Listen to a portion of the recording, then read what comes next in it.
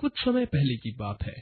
एक रोज एक बूढ़ी औरत किसी गैर के पास जाकर कहती है, घर में कोई है?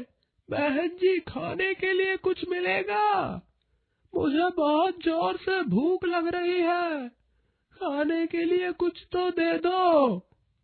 ये सुनकर अंदर से विमला बाहर दौड़ती हुई आकर उस बूढ़ी औरत से कहती है, दादी माँ, आप अंदर आइए, धूप में क्यों खड़ी हैं? अंदर आने के बाद घर का माहौल देखकर दादी माँ विमला से पूछती है, बेटा, यह क्या है? घर बहुत खाली खाली लग रहा है, ऊपर से बैठने के लिए कम से कम एक कुर्सी भी नहीं। अब इसके बारे में क्या ही बोलूं, पूछिए मत दादी माँ, सब कुछ किस्मत का खेल है। यह कहकर विमला दादी माँ को खाना परोसती है। पेट भरकर खाना खाने के बाद दादी माँ विमला के घर से निकलने को तैयार होती है। विमला दादी माँ को रोककर कहती है, दादी माँ, आपको देखकर लगता है कि आपने बहुत जिंदगी देखी है और सात्विक लगती है। आपके जैसी पुण्यवती अगर मुझे दुआ देगी तो मेरा सौभाग्य होगा। कृपया कर मुझे दुआ दीजिए। बेटी, मैं तुम्हारे दिल की बात समझ सकती हूँ, लेकिन अफसोस की बात है कि मैं तुम्हें दुआ नहीं दे सकती। मेरी यह बदकिस्मती है कि मैं जिसको भी दुआ दूं उसके बाल सोने के बन जाते हैं। बेटा, मुझे माफ करना, मैं तुम्हें दुआ नहीं दे सकती। यह सुनकर विमला हैरान हो जाती है और फिर दादी माँ से कहती है, दादी माँ, वैसे भी मैं गंजी हूँ, सर पर एक बाल भी नहीं है, मैं बाहर भी घूमने नहीं जाती हूँ, मुझे क्या फर्क पड़ेगा? आप कृपया कर मुझे दुआ दीजिए। विमला की जिद को देखकर दादी माँ के पास कोई दूसरा चारा नहीं बचता और वो विमला को दुआ दे देती है। दादी माँ की दुआ मिलने के बाद विमला के सर पर सोने के बाल उगाते हैं। यह देखते ही दादी माँ विमला से बोलती है, देखो बेटी, मैंने कितनों को ऐसे ही दुखी किया है और अब तुम भी उनमें से हो, लेकिन उसमें से एक भी मेरी दुआ का सही से इस्तेमाल नहीं कर पाया। तुम कम से कम ठीक से इस्तेमाल करना। लेकिन बेटी, याद रखना, एक बार अगर पूरे बाल निकल आए तो तुम हमेशा के लिए गंजी बनकर रहोगी। यह कहकर दादी माँ वहां से निकल जाती है। अगले दिन सुबह विमला अपने आप को आईने में देखती है और कहती है, वाह, इन सुनहरे बालों में मैं कितनी खूबसूरत लग रही हूँ। इस टकलेपन की वजह से मैं इतने सालों तक चार दीवार के अंदर छुप कर रही हूँ, लेकिन अब मुझे किसी बात का डर नहीं है। अब मैं निश्चिंत होकर बाहर जा सकती हूँ और घूम सकती हूँ। अरे विमला, तुम्हारा बाल बहुत अच्छा है, कहाँ से खरीदे तुमने? नहीं नहीं, यह बिक नहीं रहे, यह मेरे सुनहरे बाल हैं, एकदम असली हैं। गंजे के सर पर सुनहरे बाल, ऐसा कभी होता है क्या? जोक बहुत अच्छा था, लेकिन सब विमला का मजाक उड़ाने लगते हैं और यह सब सुनकर विमला अपने घर के अंदर चली जाती है। चलो, मैं भी इस दुनिया को दिखाती हूँ कि मैं क्या चीज हूँ। आईने में देखकर विमला अपने सुनहरे बालों को तोड़ लेती है और उन्हीं बालों को बेचकर विमला एक बड़ा सा बंगला खरीद लेती है। अपने बंगले में से एक दिन विमला बाहर जाती हुई नजर आती है। वहां पर खड़ी हुई औरत अपनी पड़ोसन से कहती है, देखा तुमने, विमला के बाल सच में सुनहरे हैं। सोचो तो, उसके जड़े हुए एक बाल को बेचकर विमला की नौकर अमीर बन गई। किस्मत हो तो ऐसी। अपने पीठ पीछे अपने बारे में ऐसी बातें सुनकर विमला बहुत ज्यादा खुश हो जाती है।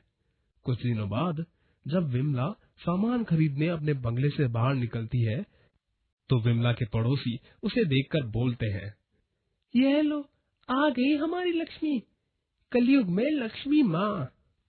थोड़ा हमारे ऊपर भी कृपा कीजिए, चलती फिरती लक्ष्मी देवी हमारे घर भी पधारिए। यह सुनकर विमला बहुत खुश हो जाती है और अपने आप को देवता समझने लगती है। वह पड़ोसन के घर जाकर अपने बालों की किस्म पड़ोसन को दे देती है।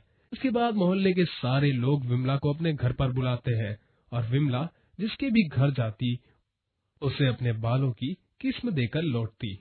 यह सब एक चोर को पता चलता है और वो मन ही मन सोचता है, अरे वाह मेरी रानी, इतना सुनहरे बाल, मेरा तो जैकपॉट ही लग जाएगा। कुछ उपाय सोचता हूँ, फिर पूरा सोना मेरा। यह कहकर चोर विमला के पास जाता है। मैडम जी, आप निस्वार्थ बहुत लोगों की सहायता करती हैं। आप स्वयं भगवान हो। मैंने भी आपसे बहुत ज्यादा सहायता ली है। आगे जाकर मैं आपके चरणों के पास रहना चाहता हूँ।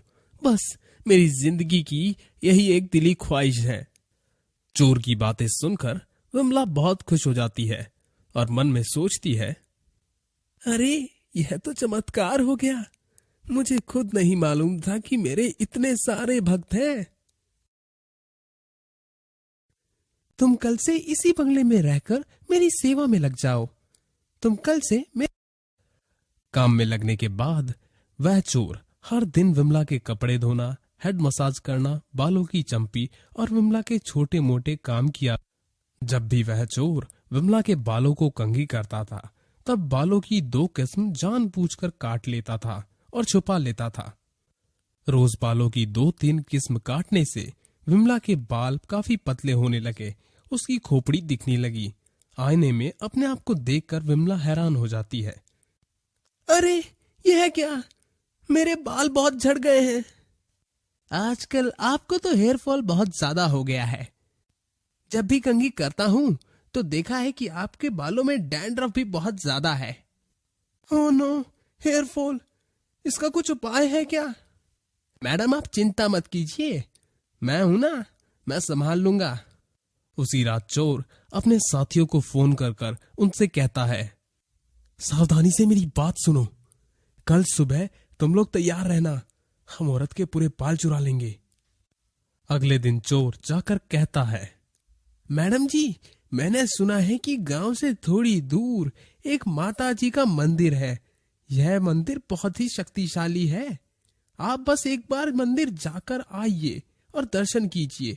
वहां का प्रसाद लेने से यह मानना है कि आपके सारे बाल वापस आ जाएंगे और आपको बहुत शक्ति मिलेगी। चोर की बात सुनते ही विमला बहुत उत्साहित हो जाती है। सच में मंदिर जाने से मेरे बाल वापस आ जाएंगे? तो देर किस बात की है, जल्दी चलो। चोर और विमला मंदिर पहुंचते हैं। मंदिर पहुंचने के बाद चोर का एक साथी विमला को प्रसाद देता है। प्रसाद खाने के बाद विमला बेहोश हो जाती है। विमला के बेहोश होते ही चोर फटाफट विमला के बाल पूरे काट कर वहां से चले जाते हैं। होश में आने के बाद विमला अपने आप को मंदिर में देखकर घबरा जाती है और वहां से भागते हुए अपने बंगला पहुंचती है। बंगले में पहुंचते ही विमला अपने आप को आईने में देखकर रोने लगती है। हाय रे, मैं तो बर्बाद हो गई।